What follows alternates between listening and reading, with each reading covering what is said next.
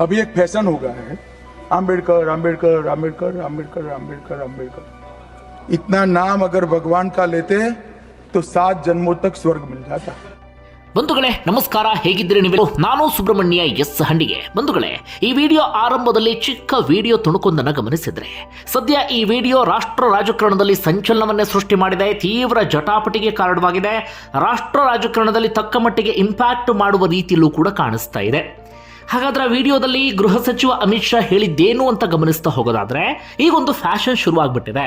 ಅದು ಅಂಬೇಡ್ಕರ್ ಅಂಬೇಡ್ಕರ್ ಅಂಬೇಡ್ಕರ್ ಎನ್ನುವಂತ ಫ್ಯಾಷನ್. ಅದು ಎಷ್ಟು ಸಲ ದೇವರ ನಾಮವನ್ನ ಜಪಿಸಿದ್ರೆ ನಿಮಗೆ 7 ಜನ್ಮಗಳಲ್ಲೂ ಸ್ವರ್ಗ ಪ್ರಾಪ್ತಿ ಆಗ್ತಿತ್ತು ಎನ್ನುವ ರೀತಿಯಲ್ಲಿ ಹೇಳಿಕೆಯನ್ನು ಕೊಟ್ಟರು. ಆ ವಿಡಿಯೋ ಸಿಕ್ಕಾಪಟ್ಟೆ ವೈರಲ್ ಆಗೋದಕ್ಕೆ ಶುರುವಾಯಿತು. ಕಾಂಗ್ರೆಸ್ ನಾಯಕರು ಅದನ್ನೇ ಬ್ರಹ್ಮಾಸ್ತ್ರದ ರೀತಿಯಲ್ಲಿ ಪ್ರಯೋಗಿಸ್ತಾ ಇದ್ದಾರೆ. ಜೊತೆಗೆ ಅಮಿತ್ ಶಾ ರಾಜೀನಾಮೆಗೆ ಪಟ್ಟು ಕ್ಷಮೆಯಾಚನೆಗೂ ಕೂಡ ಪಟ್ಟು ಹಿಡಿದು ಕುಳಿತುಕೊಳ್ಳಲಾಗಿದೆ. ಈ ವಿಚಾರಕ್ಕೆ ಸಂಬಂಧಪಟ್ಟ ಹಾಗೆ ಇವತ್ತಂತೂ ದೊಡ್ಡ ಮಟ್ಟಿಗಿನ ಚರ್ಚೆಯೇ ನಡೆದು ಹೋಗಿಬಿಡ್ತು. ಹಾಗಾದ್ರೆ ಅಸಲಿಗೆ ಅಮಿತ್ ಶಾ ಹೇಳಿದ್ದೇನು? ನರೇಂದ್ರ ಮೋದಿಯ ತಿರುಗೇಟೇನು? ವಿಪಕ್ಷಗಳ ಒತ್ತಾಯ ಏನು? ಹಾಗಾದ್ರೆ ಈ ವಿಡಿಯೋದಿಂದ ರಾಷ್ಟ್ರ ರಾಜಕಾರಣದಲ್ಲಿ ಆಗುವಂತ ಬದಲಾವಣೆ ಅಥವಾ ಇಂಪ್ಯಾಕ್ಟ್ ಏನು? ಒಂದಷ್ಟು ವಿವರವನ್ನ ಈ ವಿಡಿಯೋದಲ್ಲಿ ಗಮನಿಸ್ತಾ ಹೋಗೋಣ. ಮೊದಲಿಗೆ ಅಮಿತ್ ಶಾ ಹೇಳಿದ್ದೇನು ಅನ್ನೋದನ್ನ ಗಮನಿಸೋಣ. ಬಂಧುಗಳೇ, ಲೋಕಸಭೆ ಮತ್ತು ರಾಜ್ಯಸಭೆ ಎರಡರಲ್ಲೂ ಕೂಡ ಸಂವಿಧಾನ ಅಂಗೀಕಾರ ಆಗಿ 75 ವರ್ಷದ ಆ ವರ್ಷಾಚರಣೆಯ ಹಿನ್ನೆಲೆಯಲ್ಲಿ ಸಂವಿಧಾನಕ್ಕೆ ಸಂಬಂಧಪಟ್ಟ ಹಾಗೆ ಸುದೀರ್ಘವಾದಂಥ ಒಂದಷ್ಟು ಚರ್ಚೆ, ವಿಷಯ ಮಂಡನೆ ಅಂಥದ್ದೆಲ್ಲವೂ ಕೂಡ ನಡೀತಾ ಇದೆ. ಇದೇ ರೀತಿಯಾಗಿ ಸಂವಿಧಾನದ ಬಗ್ಗೆ ಮಾತಾಡುವಂತಹ ಸಂದರ್ಭದಲ್ಲಿ ಅಮಿತ್ ಶಾ ಕಾಂಗ್ರೆಸ್ ನಾಯಕರಿಗೆ ತಿರುಗೇಟು ಕೊಡುವಂತ ಕೆಲಸವನ್ನ ಮಾಡ್ತಾ ಹೋಗ್ತಾರೆ. ಹಾಗೆ ತಿರುಗೇಟನ್ನ ಕೊಡುವಂತ ಸಂದರ್ಭದಲ್ಲೇ ಇಂಥದ್ದೊಂದು ಹೇಳಿಕೆಯನ್ನ ಕೊಡ್ತಾರೆ. ಮುಂದುವರೆದು ಅಮಿತ್ ಶಾ ಹೇಳಿದ್ದೇನಪ್ಪಾ ಅಂದ್ರೆ, ದೇಶದ ಮೊದಲ ಸಚಿವ ಸಂಪುಟಕ್ಕೆ ಅಂಬೇಡ್ಕರ್ ರಾಜೀನಾಮೆ ನೀಡಿದ್ದು ಯಾಕೆ? 370ನೇ ವಿಧಿ ಮತ್ತು ದೇಶದ ವಿದೇಶಾಂಗ ನೀತಿಯ ಬಗ್ಗೆ ಅಸಮಾಧಾನ ಇತ್ತು ಅವರಿಗೆ, ಆ ಕಾರಣಕ್ಕಾಗಿ ರಾಜೀನಾಮೆ ಕೊಟ್ಟರು. ಈ ಕುರಿತು ಅಂದ್ರೆ ರಾಜೀನಾಮೆಗೆ ಸಂಬಂಧಪಟ್ಟ ಹಾಗೆ BC ರಾಯ್ ಅವರು ಪಂಡಿತ್ ನೆಹರು ಅವರಿಗೆ ಪತ್ರ ಬರೆದು ಅಂಬೇಡ್ಕರ್ ಮತ್ತು ರಾಜಾಜಿ ಸಂಪುಟದಿಂದ ಹೊರ ಹೋದ್ರೆ ಏನಾಗಬಹುದು ಅಂತ ಪ್ರಶ್ನಿಸಿದ್ರು. ಅದಕ್ಕೆ ನೆಹರು ಹೇಳ್ತಾರೆ, ರಾಜಾಜಿ ಹೋದ್ರೆ ಸ್ವಲ್ಪ ಮಟ್ಟಿಗೆ ಪರಿಣಾಮ ಬೀರಬಹುದು, ಆದರೆ ಅಂಬೇಡ್ಕರ್ ನಿರ್ಗಮನದಿಂದ ಏನೂ ಕೂಡ ಆಗೋದಿಲ್ಲ ಅಂತ ಅವತ್ತು ನೆಹರು ಹೇಳಿದ್ರು. ಅವತ್ತೇ ಅಂಬೇಡ್ಕರ್ಗೆ ನೆಹರು ಅವಮಾನಿಸಿದ್ರು. ಅಂಬೇಡ್ಕರ್ ಅನ್ನ ಯಾವುದೇ ರೀತಿಯಲ್ಲೂ ಕೂಡ ಪ್ರಮುಖರು ಎನ್ನುವ ರೀತಿಯಲ್ಲಿ ಭಾವಿಸಿರ್ಲಿಲ್ಲ. ಈಗ ನೀವು ಅಂಬೇಡ್ಕರ್ ಅವರ ಹೆಸರನ್ನ 100 ಬಾರಿ ತೆಗೆದುಕೊಳ್ತಿದ್ದೀರಿ. ಆದ್ರೆ 100 ಬಾರಿ ತೆಗೆದುಕೊಳ್ಳಿ, ಆದ್ರೆ ಅಂಬೇಡ್ಕರ್ ಬಗ್ಗೆ ಕಾಂಗ್ರೆಸ್ ಪಕ್ಷಕ್ಕೆ ಏನು ಅನಿಸುತ್ತೆ ಅನ್ನೋದು ನನಗೆ ಬಹಳ ಚೆನ್ನಾಗಿ ಗೊತ್ತಿದೆ. ನಾನು ಅದೆಲ್ಲವನ್ನು ಕೂಡ ಬಹಿರಂಗಪಡಿಸ್ತೇನೆ.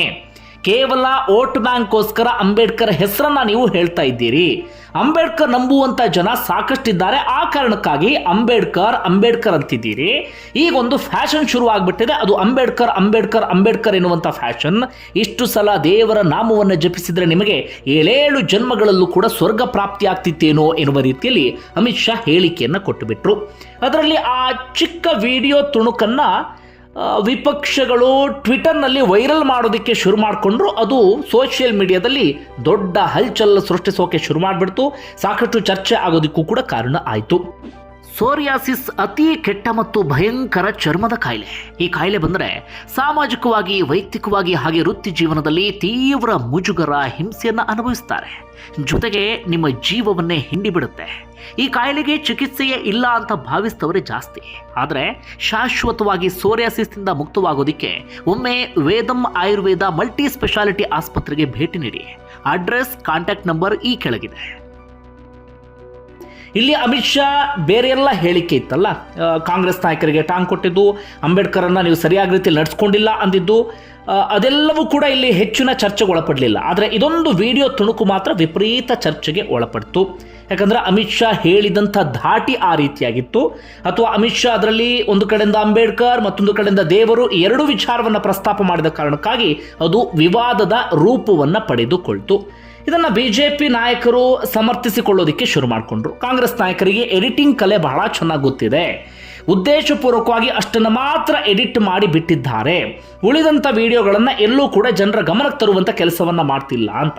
ವಿಪಕ್ಷಗಳ ವಾದ ಏನಪ್ಪ ಅಂದರೆ, ಈಗ ಅಮಿತ್ ಶಾ ಈ ರೀತಿಯಾಗಿ ಹೇಳಿಕೆಯನ್ನು ಕೊಟ್ಟರಲ್ಲ, ಇದು ಬಿಜೆಪಿಯ ಮನಸ್ಥಿತಿ, ದಲಿತ ವಿರೋಧಿ, ಅಂಬೇಡ್ಕರ್ ವಿರೋಧಿ ಮನಸ್ಥಿತಿ. ಈ ಹಿಂದಿನಿಂದಲೂ ಕೂಡ ಅವರಿಗೆ ಅದೇ ಮನಸ್ಥಿತಿ ಇದೆ. ಅಮಿತ್ ಶಾ ಒಳಗಡೆ ಇದ್ದಂಥ ಆ ವಿಚಾರ ಇದೀಗ ತಮ್ಮ ಹೇಳಿಕೆಯ ಮೂಲಕ ಹೊರಗಡೆ ಬಂದಿದೆ. ಹೀಗಾಗಿ ಅಮಿತ್ ಶಾ ರಾಜೀನಾಮೆಯನ್ನು ಕೊಡಲೇಬೇಕು, ಅಮಿತ್ ಶಾ ಕ್ಷಮೆಯನ್ನ ಯಾಚಿಸಲೇಬೇಕು ಎನ್ನುವ ರೀತಿಯಲ್ಲಿ ಪಟ್ಟು ಹಿಡಿದು ಕುಳಿತುಕೊಂಡಿದ್ದಾರೆ. ಮಲ್ಲಿಕಾರ್ಜುನ ಖರ್ಗೆ ಅಂತೂ ಗಡುವನ್ನು ಕೊಟ್ಟುಬಿಟ್ಟಿದ್ದಾರೆ. ಇವತ್ತು ರಾತ್ರಿ ಒಳಗಡೆ ಅವರನ್ನ ಸಂಪುಟದಿಂದ ಕೈ ಬಿಡಬೇಕು, ಇಲ್ಲ ಅಂದ್ರೆ ನಮ್ಮ ಪ್ರತಿಭಟನೆ ತೀವ್ರಗೊಳ್ಳುತ್ತೆ ಅಂತ ಹೇಳಿ ಪ್ರತಿಭಟನೆ ಈಗಾಗಲೇ ಆರಂಭ ಆಗಿದೆ. ಜೋರ್ ಜಟಾಪಟಿ ಅಂತದೆಲ್ಲವೂ ಕೂಡ ನಡೀತಾ ಇದೆ. ಇದಕ್ಕೆ ನರೇಂದ್ರ ಮೋದಿಯ ತಿರುಗೇಟೇನು? ಮೋದಿ ಹೇಳ್ತಾ ಹೋಗ್ತಾರೆ, ಕಾಂಗ್ರೆಸ್ ಪಕ್ಷಕ್ಕೆ ಅಂಬೇಡ್ಕರ್ ಅವಮಾನ ಅಂದ್ರೆ ಕಾಂಗ್ರೆಸ್ ಪಕ್ಷದಿಂದ ಅಂಬೇಡ್ಕರ್ಗೆ ಅವಮಾನ ಮಾಡಿರುವಂತ ಕರಾಳ ಇತಿಹಾಸವೇ ಇದೆ. 2 ಬಾರಿ ಅಂಬೇಡ್ಕರ್ ಅನ್ನ ಸೋಲಿಸಿದ್ದು ಯಾರು? ಜವಾಹರ್ಲಾಲ್ ನೆಹರು ಪ್ರತಿಷ್ಠೆಯಾಗಿ ತೆಗೆದುಕೊಂಡು ಅಂಬೇಡ್ಕರ್ ಅನ್ನ ಸೋಲಿಸಿದ್ಯಾಕೆ? ಅಂಬೇಡ್ಕರ್ ಅವರಿಗೆ ಭಾರತ ರತ್ನವನ್ನ ಯಾವ ಕಾರಣಕ್ಕಾಗಿ ನೀಡಲಿಲ್ಲ? ಅಂಬೇಡ್ಕರ್ ಭಾವಚಿತ್ರಕ್ಕೆ ಸಂಸತ್ತಿನ ಸೆಂಟ್ರಲ್ ಹಾಲ್ನಲ್ಲಿ ಯಾವ ಕಾರಣಕ್ಕಾಗಿ ಸ್ಥಾನಮಾನವನ್ನು ನೀಡಿಲ್ಲ? ಈ ರೀತಿಯಾಗಿ ನರೇಂದ್ರ ಮೋದಿ ಕೂಡ ಅಮಿತ್ ಶಾರನ್ನ ಸಮರ್ಥನೆ ಮಾಡಿಕೊಂಡು ಕಾಂಗ್ರೆಸ್ಗೆ ತಿರುಗೇಟು ಕೊಡುವಂತ ಕೆಲಸವನ್ನ ಮಾಡಿದ್ದಾರೆ. ಒಟ್ಟಾರೆಯಾಗಿ ಪರ ವಿರೋಧ ಎರಡೂ ರೀತಿಯಾದಂಥ ಚರ್ಚೆ ನಡೀತಾ ಇದೆ. ಅಮಿತ್ ಶಾ ಹೇಳಿದ್ದೇನು, ಅದರಲ್ಲಿ ವೈರಲ್ ಆದಂಥ ವಿಚಾರ ಏನು, ಅದನ್ನು ಕೂಡ ನಿಮ್ಮ ಮುಂದೆ ಇಟ್ಟೆ. ಹಾಗಾದ್ರೆ ರಾಷ್ಟ್ರ ರಾಜಕಾರಣದಲ್ಲಿ ಇಂಪ್ಯಾಕ್ಟ್ ಆಗುತ್ತಾ ಅಂತ ಗಮನಿಸ್ತಾ ಹೋಗೋದಾದ್ರೆ ಹೌದು, ಪರಿಣಾಮ ಬೀರುವಂತಹ ವಿಚಾರ. ಈ ಹಿಂದೆ ಸಂಸದರಾಗಿರುವಂಥ ಅನಂತ್ ಕುಮಾರ್, ಈಗ ಸಂಸದರಲ್ಲ ಬಿಡಿ, ಈ ಹಿಂದೆ ಸಂಸದರಾಗಿದ್ದಂಥ ಅನಂತ್ ಕುಮಾರ್ ಕೊಟ್ಟಂತ ಹೇಳಿಕೆ ಇತ್ತಲ್ಲ, ಅದು ಬಹಳ ದೊಡ್ಡ ಮಟ್ಟಿಗೆ ಇಂಪ್ಯಾಕ್ಟ್ ಆಗಿತ್ತು. ಸಂವಿಧಾನ ಬದಲಾವಣೆಗೆ ಸಂಬಂಧಪಟ್ಟ ಹಾಗೆ ಬಹಿರಂಗವಾಗಿ ಹೇಳಿಕೆ ಕೊಡ್ತಾ ಇದ್ರು. ಅದೊಂದು ಹೇಳಿಕೆ ಅನಂತ್ ಕುಮಾರನ್ನ ಯಾವ ಸ್ಥಿತಿಗೆ ತಂತು ರಾಜಕಾರಣದಲ್ಲಿ ಅನ್ನೋದನ್ನ ನೀವೆಲ್ಲರೂ ಕೂಡ ಗಮನಿಸಿದ್ರೆ, ಆ ಹೇಳಿಕೆ ರಾಷ್ಟ್ರ ರಾಜಕಾರಣದಲ್ಲಿ ಬಹಳ ದೊಡ್ಡ ಮಟ್ಟಿಗೆ ಇಂಪ್ಯಾಕ್ಟ್ ಮಾಡಿಬಿಡ್ತು. ಎಲ್ಲಿವರೆಗೆ ಅಂದ್ರೆ ಕಾಂಗ್ರೆಸ್ ನಾಯಕರು ಹೋದಲ್ಲಿ ಬಂದಲ್ಲಿ ಅದೇ ವಿಚಾರವನ್ನ ಪ್ರಸ್ತಾಪ ಮಾಡ್ತಾ ಇದ್ರು. ಬಿಜೆಪಿಯವರು ಸಂವಿಧಾನವನ್ನ ಬದಲಾವಣೆ ಮಾಡ್ತಾರೆ, ಮೀಸಲಾತಿಯನ್ನು ತೆಗೆದು ಹಾಕಿಬಿಡ್ತಾರೆ, ಅವರು ದಲಿತ ವಿರೋಧಿಗಳು, ದಲಿತರನ್ನ ಕಂಡ್ರೆ ಅವರಿಗೆ ಆಗೋದಿಲ್ಲ, ಈ ರೀತಿಯಾಗಿ ಪ್ರಚಾರವನ್ನ ಮಾಡಿದ್ರು. ಅಷ್ಟು ಮಾತ್ರ ಅಲ್ಲ, ಸಂವಿಧಾನದ ಪ್ರತಿಯನ್ನ ತೆಗೆದುಕೊಂಡು ಎಲ್ಲ ಕಡೆಗಳಲ್ಲೂ ಕೂಡ ಓಡಾಡ್ತಾ ಇದ್ರು. ಈಗಲೂ ಕೂಡ ರಾಹುಲ್ ಗಾಂಧಿ, ಪ್ರಿಯಾಂಕಾ ವಾದ್ರಾ ಇವರೆಲ್ಲರೂ ಕೂಡ ಸಂಸತ್ತಲ್ಲಿ ಆಗಾಗ ಆ ಸಂವಿಧಾನದ ಪ್ರತಿಯನ್ನ ಪ್ರದರ್ಶನವನ್ನ ಮಾಡ್ತಾನೆ ಇರ್ತಾರೆ. ಲೋಕಸಭಾ ಚುನಾವಣೆಯ ಸಂದರ್ಭದಲ್ಲಿ ಯಾವ ಪರಿಯಾಗಿ ಇಂಪ್ಯಾಕ್ಟ್ ಆಗಿತ್ತು ಅಥವಾ ಯಾವ ರೀತಿಯಾಗಿ ಪೆಟ್ಟು ಕೊಟ್ಟು ಬಿಟ್ಟಿತ್ತು ಅಂದ್ರೆ, ಒಂದಷ್ಟು ರಾಜ್ಯಗಳಲ್ಲಿ ದೊಡ್ಡ ಸಂಖ್ಯೆಯ ಸೀಟುಗಳನ್ನ ಬಿಜೆಪಿ ಕಳೆದುಕೊಳ್ಳೋದಿಕ್ಕೆ ಇದೇ ಕಾರಣ ಎನ್ನುವಂತ ವಿಶ್ಲೇಷಣೆಯನ್ನ ಆಗ ಮಾಡಲಾಗಿತ್ತು. ಯಾಕಂದ್ರೆ ಆ ವಿಚಾರವನ್ನ ಜನರಿಗೆ ತಲುಪಿಸುವಲ್ಲಿ ಕಾಂಗ್ರೆಸ್ ಯಶಸ್ವಿ ಆಯಿತು, ಅಥವಾ ಜನರ ಅಂದ್ರೆ ಮನಮುಟ್ಟುವ ರೀತಿಯಲ್ಲಿ ನೋಡಿ ಸಂವಿಧಾನ ಬದಲಾವಣೆ ಮಾಡ್ತಿದ್ದಾರೆ ಈ ರೀತಿಯಾಗಿ ಹೇಳುವಲ್ಲಿ ಯಶಸ್ವಿಯಾದ್ರು. ಇಂಥ ಒಂದಷ್ಟು ವಿಶ್ಲೇಷಣೆ ಅಂಥದ್ದೆಲ್ಲವೂ ಕೂಡ ನಡೆದಿತ್ತು. ಈಗ ಈ ವಿಡಿಯೋ ತುಣುಕಿದೆಯಲ್ಲ, ಇದು ಕೂಡ ಹಾಗೆ ಇಂಪ್ಯಾಕ್ಟ್ ಮಾಡುವ ರೀತಿಯಲ್ಲಿ ಕಾಣಿಸ್ತಾ ಇದೆ. ಮುಂದೆ ಏನು ಹೇಳಿದ್ರು, ಹಿಂದೆ ಏನು ಹೇಳಿದ್ರು, ಅದರ ಹಿಂದಿದ್ದಂಥ ಉದ್ದೇಶ ಏನು, ಅದೆಲ್ಲವೂ ಕೂಡ ಆನಂತರದ ವಿಚಾರ. ಆದರೆ ಈಗ ಸೋಷಿಯಲ್ ಮೀಡಿಯಾ ಯುಗ ಅಥವಾ ಸೋಷಿಯಲ್ ಮೀಡಿಯಾ ಕಾಲ, ಇಂತಹ ವಿಡಿಯೋಗಳು ವಿಪರೀತ ವೈರಲ್ ಆಗೋದಕ್ಕೆ ಶುರುವಾಗುತ್ತೆ, ಜನರ ಮೇಲೆ ನೇರವಾದಂಥ ಪರಿಣಾಮ ಬೀರುತ್ತೆ. ಮೊದಲೇ ಸಂವಿಧಾನ ಬದಲಾವಣೆ, ಮೀಸಲಾತಿ ತೆಗೆದು ಹಾಕ್ತಾರೆ, ದಲಿತರ ವಿರೋಧಿ, ಇಂತಹ ಒಂದಷ್ಟು ಚರ್ಚೆ ನಡೀತಾ ಇತ್ತಲ್ಲ, ಆ ಚರ್ಚೆಗೆ ಅಂದರೆ ಉರಿಯುವ ಬೆಂಕಿಗೆ ತುಪ್ಪ ಸುರಿದ ರೀತಿಯಲ್ಲಿ ಆಗಿಬಿಡುತ್ತೆ ಈ ಹೇಳಿಕೆ. ಗೃಹ ಸಚಿವರಾಗಿ ಅಮಿತ್ ಶಾ ಇಂತಹ ಸಾಲನ್ನ ಬಳಸೋಕು ಮುನ್ನ 100 ಬಾರಿ ಯೋಚನೆಯನ್ನ ಮಾಡಲೇಬೇಕಾಗಿತ್ತು. ಯಾಕಂದರೆ ಅಂಬೇಡ್ಕರ್ ಅನ್ನೋದೊಂದು ಫ್ಯಾಷನ್ ಆಗಿಬಿಟ್ಟಿದೆ, ಅಂದರೆ ಅದನ್ನೇ ಫ್ಯಾಷನ್ ಆಗಿ ಬಳಸ್ಕೊಂಡು ಬಿಟ್ಟಿದ್ದಾರೆ ಅನ್ನುವ ದಾಟಿಯಲ್ಲಿ ಹೇಳಿಕೆ ಯಾವುದೇ ಕಾರಣಕ್ಕೂ ಸರಿಯಲ್ಲ. ಯಾಕಂದರೆ ಅಂಬೇಡ್ಕರ್ ಅಂದರೆ ಅಮಿತ್ ಶಾ ಉದ್ದೇಶ ಏನು ಬೇಕಾದರೂ ಇರಬಹುದು, ಕೇವಲ ಕಾಂಗ್ರೆಸ್ ನಾಯಕರಿಗೆ ಟಾಂಗ್ ಕೊಡೋದು, ಕಾಂಗ್ರೆಸ್ ನಾಯಕರನ್ನ ಜಾಡಿಸೋದು, ಆ ಉದ್ದೇಶ ಇರಬಹುದು. ಆದರೆ ಅಂಬೇಡ್ಕರ್ ಹೆಸರು ಹೇಳೋದೇ ಒಂದು ಫ್ಯಾಷನ್ ಆಗಿದೆ ಎನ್ನುವ ರೀತಿಯಲ್ಲಿ ಹೇಳಿಕೆಯನ್ನು ಕೊಟ್ಟಾಗ ಅದು ಬೇರೆ ರೀತಿಯಲ್ಲಿ ಧ್ವನಿಸುತ್ತೆ, ಅಥವಾ ಬೇರೆ ರೀತಿಯಲ್ಲೇ ಜನರಿಗೆ ಅದು ಅರ್ಥ ಆಗೋದಕ್ಕೆ ಶುರುವಾಗಿಬಿಡುತ್ತೆ. ಯಾಕಂದ್ರೆ ಅಂಬೇಡ್ಕರ್ ಹೆಸರನ್ನ ಹೇಳುವಂತಹ ಆ ಹಕ್ಕು ಪ್ರತಿಯೊಬ್ಬರಿಗೂ ಕೂಡ ಇದೆ. ಅಂಬೇಡ್ಕರ್ ಅಂತ ಅದೆಷ್ಟೇ ಧ್ಯಾನ ಮಾಡಿದ್ರು, ಜಪಿಸಿದ್ರು ಕೂಡ ಅದು ಕಡಿಮೆ ಅಲ್ವೇ ಅಲ್ಲ. ಯಾಕಂದ್ರೆ ಇವತ್ತು ನಮಗೊಂದು ವಿಶೇಷವಾದ ಹಕ್ಕು ಸಿಕ್ಕಿದೆ, ನಾವು ಆ ಸಂವಿಧಾನದ ಅಡಿಯಲ್ಲಿ ಬದುಕ್ತಾ ಇದ್ದೀವಿ ಅಂದ್ರೆ ಅದಕ್ಕೊಂದು ಪೂರ್ಣವಾದಂಥ ಇದನ್ನು ಮಾಡಿಕೊಟ್ಟಂಥವ್ರು ಅಂಬೇಡ್ಕರ್. ಈ ಕಾರಣಕ್ಕಾಗಿ ಯಾವತ್ತೂ ಕೂಡ ಅಂಬೇಡ್ಕರ್ ಧ್ಯಾನ ಜಪ ಪ್ರತಿಯೊಬ್ಬರು ಮಾಡಲೇಬೇಕು. ಹೀಗಾಗಿ ಅಂಬೇಡ್ಕರ್ ಅನ್ನೋದು ಫ್ಯಾಷನ್ ಆಗಿಬಿಟ್ಟಿದೆ ಅನ್ನೋದು ಸರಿ ಅಲ್ವೇ ಅಲ್ಲ.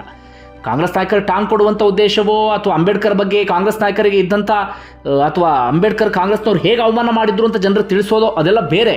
ಅದರ ಸಾಲನ್ನು ಬಳಸುವಂಥ ಸಂದರ್ಭದಲ್ಲಿ ಯೋಚನೆ ಮಾಡಬೇಕಾಗಿತ್ತು. ಜೊತೆಗೆ ಇಷ್ಟು ಸಲ ದೇವರ ನಾಮವನ್ನು ಜಪಿಸಿದ್ರೆ ನಿಮಗೆ 7 ಜನ್ಮಲ್ಲೂ ಸ್ವರ್ಗ ಪ್ರಾಪ್ತಿ ಆಗ್ಬಿಡ್ತಿತ್ತೇನೋ, ಅಂದರೆ ಅಂಬೇಡ್ಕರ್ ಅನ್ನುವ ಬದಲಾಗಿ ದೇವರ ನಾಮವನ್ನು ಜಪಿಸಿದ್ರೆ ನಿಮಗೆ ಸ್ವರ್ಗಕ್ಕೆ ಹೋಗ್ಬಿಡ್ತಿದ್ರಿ ಎನ್ನುವ ರೀತಿಯಲ್ಲಿ ಅದು ಧ್ವನಿಸೋಕೆ ಶುರುವಾಗಿ ಬಿಡ್ತು. ಈ ಕಾರಣಕ್ಕಾಗಿ ಇದು ದೊಡ್ಡ ಮಟ್ಟಿಗೆ ಇಂಪ್ಯಾಕ್ಟ್ ಆಗ್ತಾ ಇದೆ. ನೋಡೋಣ ಯಾವ್ಯಾವ ರೂಪವನ್ನು ಪಡೆಯುತ್ತೆ ಅಂತ. ನಿಮ್ಗೆ ಏನಿಸ್ತಾ ಅದನ್ನು ಕಮೆಂಟ್ ಬಾಕ್ಸಲ್ಲಿ ಮೆನ್ಷನ್ ಮಾಡಿ. ಧನ್ಯವಾದ ವಿಡಿಯೋ ನೋಡಿದ್ದಕ್ಕಾಗಿ.